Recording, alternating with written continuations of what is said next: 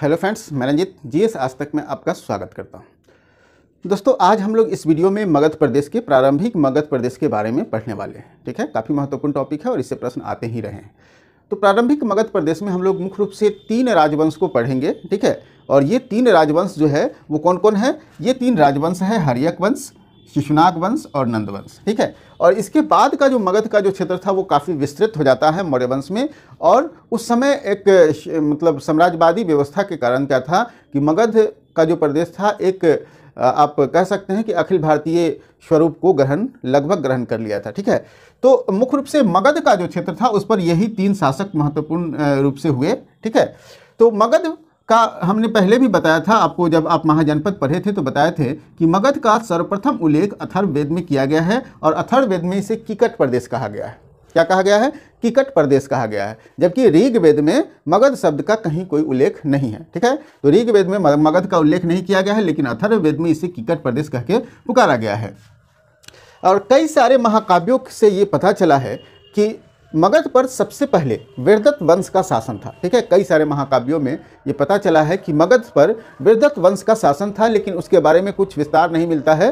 ठीक है, लेकिन वीरदत्त वंश के बारे में बस इतना जान लीजिए कि आप मगध प्रदेश में मतलब नालंदा के वर्तमान जो क्षेत्र देख रहे हैं वहाँ जरासंध का आप लोग नाम सुने होंगे। महाभारत काल में भी जरासंध था। ठीक है, तो ये ब्रह्मदत्त जो थे वो मगध के राजा की स्थापना किया था और ये वसु के पुत्र थे, लेकिन जरासंध के ये पिता थे। ठीक है, ये वीरदत्त जो थे ये जरासंध के पिता थे। ठीक है, और वसु के पुत्र थे। तो ये सबसे पहले मगध प्रदेश पर इन्होंने ही शासन किया। उसके बाद हम लोग देखेंगे कि मुख्य रूप से 3 शासक होते हैं। वो होते हैं हर्यक वंश, शिशुनाग वंश और नंद वंश। ठीक है, हर्यक वंश का जो मुख्य प्रमुख शासक हुए बिंबिसार, अजातशत्रु और उदयन। वहीं पे शिशुनाग के प्रमुख शासक हुए शिशुनाग, कालाशोक। और नंद वंश के प्रमुख शासक हुए महापद्नंद और घनानंद। तो इस सभी वंश के बारे में हम लोग पूरे विस्तार से पढ़ेंगे और राजाओं के बारे में भी पूरे विस्तार से पढ़ेंगे।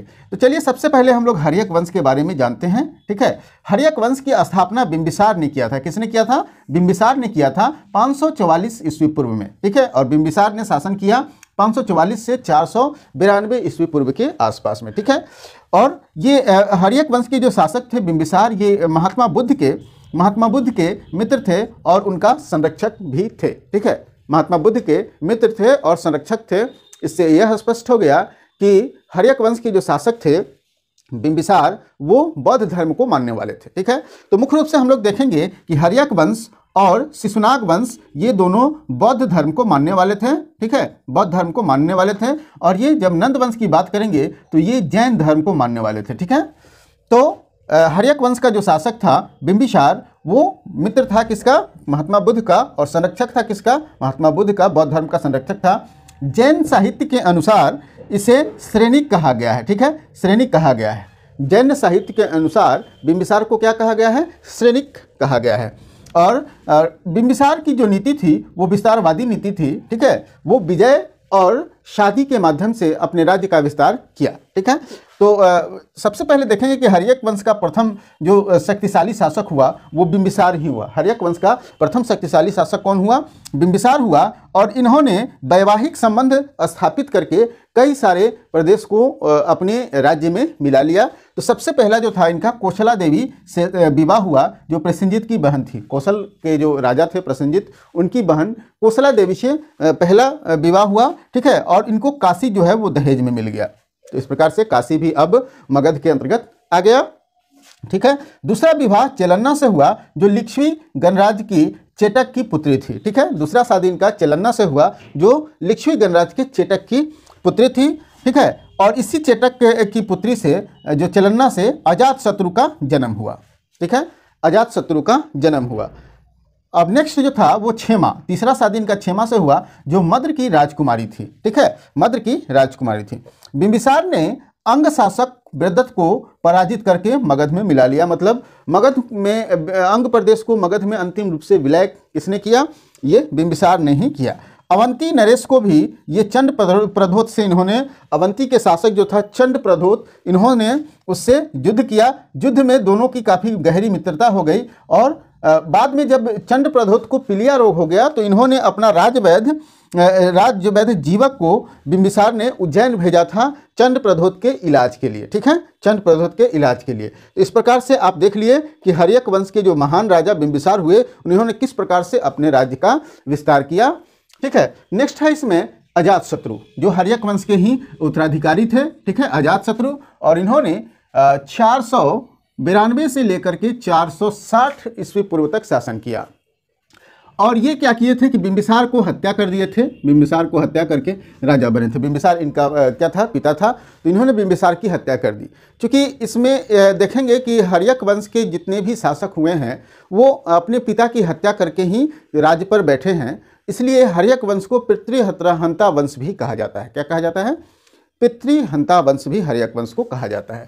तो अजातशत्रु पितृहंता थे, इन्होंने पिता की हत्या करके मगध के गद्दी पर बैठा। कौशल वैशाली, ये कौशल और वैशाली दोनों को इन्होंने जीत लिया और वैशाली को पराजित करके इन्होंने मगध में मिला लिया।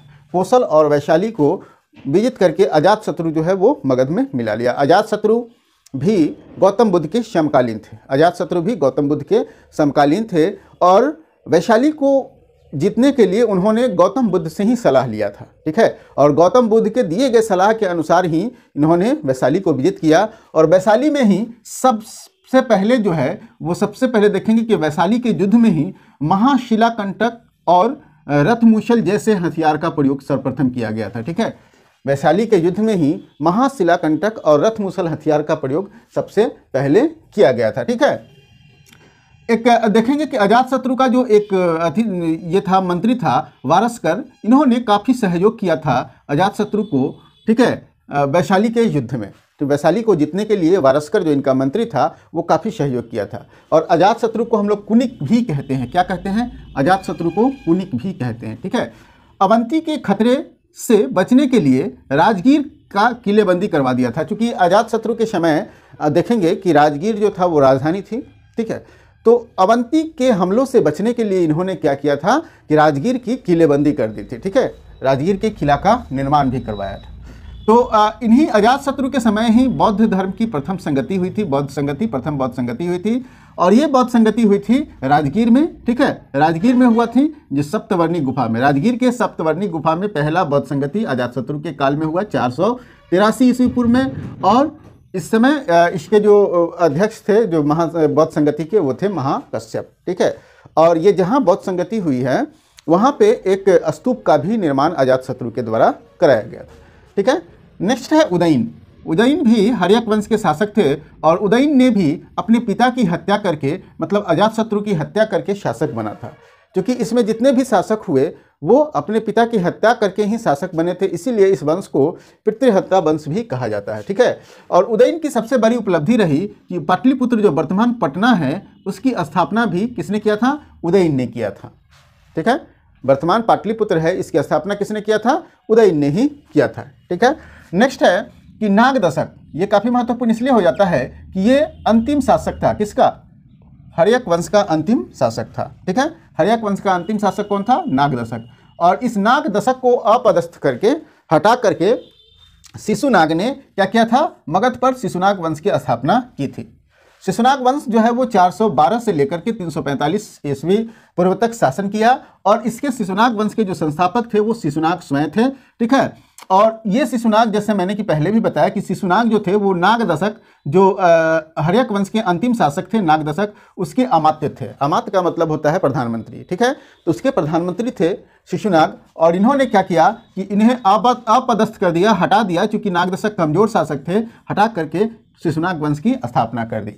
ठीक है, तो हर्यक वंश के समय हम लोगों ने देखा था कि हर्यक वंश की राजधानी राजगीर ही रही है, गिरिब्रज जिसको कहा जाता था। लेकिन जब शिशुनाग ने अपनी गद्दी संभाली मगध की तो इन्होंने वैशाली को राजधानी बना दिया। ठीक है, वैशाली को राजधानी बना दिया, जबकि इससे पूर्व उदयन के समय पाटलिपुत्र राजधानी बन गया था। ठीक है, तो अब जो है नाग वंश के शिशुनाग वंश के काल में वैशाली राजधानी हो गई और शिशुनाग ने ही क्या किया था कि मगध में अवंती को मिलाने का काम किया था। ठीक है, अवंती को जीत करके शिशुनाग ने ही मगध में मिला लिया।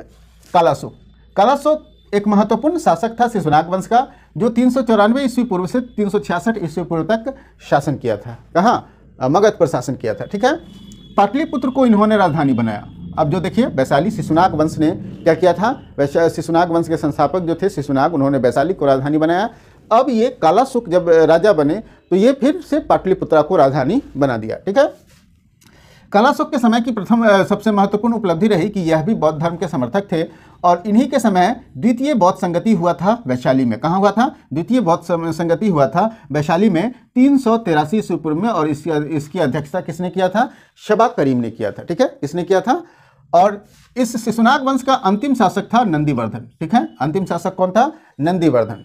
ठीक है, और इस नंदीवर्धन को अपदस्थ करके, नंदीवर्धन की हत्या करके नंद वंश की स्थापना किया गया। किसका? नंद वंश की स्थापना किया गया। और नंद वंश शासन किया 344 से 322 ईस्वी पूर्व तक, और इसके संस्थापक थे महापद्नंद। ठीक है, महापद्नंद, जिसको अग्रसेन भी कहा जाता है। ठीक है, महापद्नंद या अग्रसेन भी इनको कहा जाता है। तो नंद वंश के संस्थापक कौन हुए? महापद्नंद। ठीक है, महापद्नंद की एक महत्वपूर्ण उपलब्धि थी कि इन्होंने कलिंग को मगध में मिला लिया, और अंतिम रूप से कलिंग को मगध में अशोक मिलाता है। जब हम लोग आगे पढ़ेंगे मौर्य वंश तो जानेंगे। तो कलिंग को मगध में किसने मिला लिया? नंद वंश के जो संस्थापक थे महापद्नंद, और वहाँ से विजय स्मारक के रूप में जिन की मूर्ति उठा कर लाया। जिन किसको कहा जाता था? जिन किसको कहा गया है? महावीर स्वामी को कहा गया है। ठीक है, तो जिन की मूर्ति ले लिया, मतलब यह हो गया कि यह चूंकि जिन से इसको काफ़ी लगाव था, मतलब ये जैन धर्म के समर्थक थे। ठीक है, तो नंदवंशी जो थे वो जैन धर्म के समर्थक थे। अब जब ये कलिंग को जीत लिया तो इन्होंने एकराट की उपाधि धारण की। ठीक है, एकराट की उपाधि धारण की। चलिए नेक्स्ट, इसके जो महत्वपूर्ण शासक हुए घनानंद हुए, और घनानंद जो था वो नंद वंश के अंतिम शासक हुआ।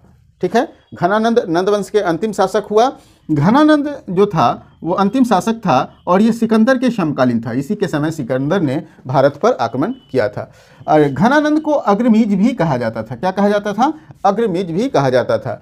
और घनानंद के जैन अमात्य जो थे, चूँकि हम लोग देखे हैं कि नंद वंश जो है वो जैन समर्थक थे, तो घनानंद के समय जो अमात्य थे वो स्थूलभद्र थे। और इस स्थूलभद्र के बारे में मैंने आप लोग को बताया है। ठीक है, जैन धर्म में कि स्थूलभद्र जब इसमें बिहार में, मतलब मगध प्रदेश में 12 वर्षों की भयंकर अकाल पड़ी थी, तो भद्रबाहु के नेतृत्व में कुछ जैनी जो थे वो दक्षिण भारत चले गए थे, और स्थूलभद्र के नेतृत्व में कुछ जैनी यहाँ रह गए थे मगध प्रदेश में।